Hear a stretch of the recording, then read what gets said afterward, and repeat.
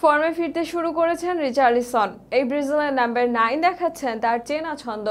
সেই চেনা ছন্দে ক্লাব লেভেলে আবারও একবার জ্বলে উঠেছেন রিচার্লিসন। শেষ কয়েক ম্যাচে নিজের যে ঝলক রিচার্লিসন দেখিয়েছেন, তাতে তাকে ঘিরে উচ্চাসা ব্রাজিলিয়ান সমর্থকদের। তার সর্বশেষ প্রমাণ দিলেন লিভারপুলের বিপক্ষে বড় ম্যাচে। রিচার্লিসনের ফেরা নিয়ে বিস্তারিত থাকছে রিপোর্টে। দেয়ালে পিঠ থেকে গেলে মানুষ কত কিছুই না করে, রিচার্লিসনও হয়তো তার ব্যতিক্রম নন। একটা সময় পর মনেই হচ্ছিল আর কিছু হবে না রিচার্লিসনকে দিয়ে। নিজের সেরা সময় পার করে এসেছেন, এখন বোধহয় হারিয়ে যেতে বসেছেন। ক্লাব ও জাতীয় দলের সমর্থকদের দ্বারা হয়েছেন ট্রল। এমনকি তিনি যে কতটা হতাশ ও বিরক্ত ছিলেন তা প্রকাশ পেয়েছে তার চোখে মুখের উক্তিতে। তবে সেটাকে যেন ফেলে এসেছেন রিচার্লিসন, বরং দিনে দিনে পুরাতন রিচার্লিসনের আভাস দিচ্ছেন। লিগে এই সিজনে 7 ম্যাচ খেলেছেন, সেখানে 4 ম্যাচ একাদশে থেকে 1 গোল ও 2 অ্যাসিস্ট। শুনতে অতটা রঙিন নাও লাগতে পারে, তবে যখন রিচার্লিসনের মতো একজনের কাছ থেকে এই পারফরমেন্স আসে, অর্থাৎ যাকে বলা হয়েছিল গোল অ্যাসিস্টই ভুলে গেছেন, তখন আপনি অন্তত স্বস্তির নিঃশ্বাস ফেলতে পারেন।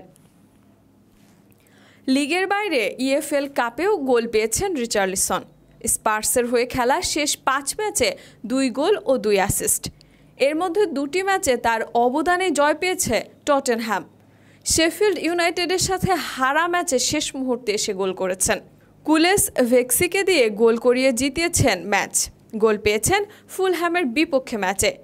সর্বশেষ অ্যাসিস্ট করলেন টটেনহ্যামের লিভারপুলের বিপক্ষে পাওয়া 2-1 ব্যবধানের জয়ের ম্যাচেও।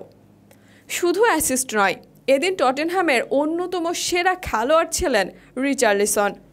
1 অ্যাসিস্টের পাশাপাশি শট করেছেন মোট 5টি, 2বার চান্স ক্রিয়েট করেছেন, একটি ছিল বড় চান্স ক্রিয়েশন। মোট 2টি সফল লং পাস দিয়েছেন। এমনকি মাতিপের যে আত্মঘাতী গোলে স্পার্সরা জয় পেয়েছে, সেখানেও মাতিপের পিছনেই ছিলেন রিচার্লিসন।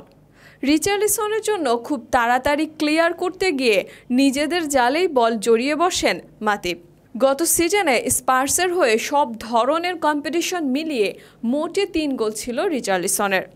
এবার গোল পেয়েছেন প্রি সিজন ম্যাচে। এরপর এই সিজনেও পেয়েছেন 2 গোল ও 2 অ্যাসিস্ট। খেলায় ফিরিয়ে এনেছেন ছন্দ, অনেকটা দেখা যাচ্ছে আগের রূপ। সব মিলিয়ে এই রিচার্লিসনকে যেন অনেক দিন ধরে খুঁজছিল ব্রাজিল ফ্যানরা। নতুন কোচ দিনিজের আস্থাও ছিল রিচার্লিসনের ওপর। সে সিদ্ধান্তকে নিয়ে অনেক আলোচনা সমালোচনা হয়েছিল, তবে দিনিজ বোধহয় বুঝেছিলেন ফর্মে ফিরবেনই রিচার্লিসন। এবার জাতীয় দলের হয়ে দিনিজের বিশ্বাস ফিরিয়ে দেওয়ার পালা রিচার্লিসনের, আর তাতেই পুরনো রিচাকে নিয়ে নতুন আশায় বুক বাঁধতে পারবে ব্রাজিল সমর্থকরা।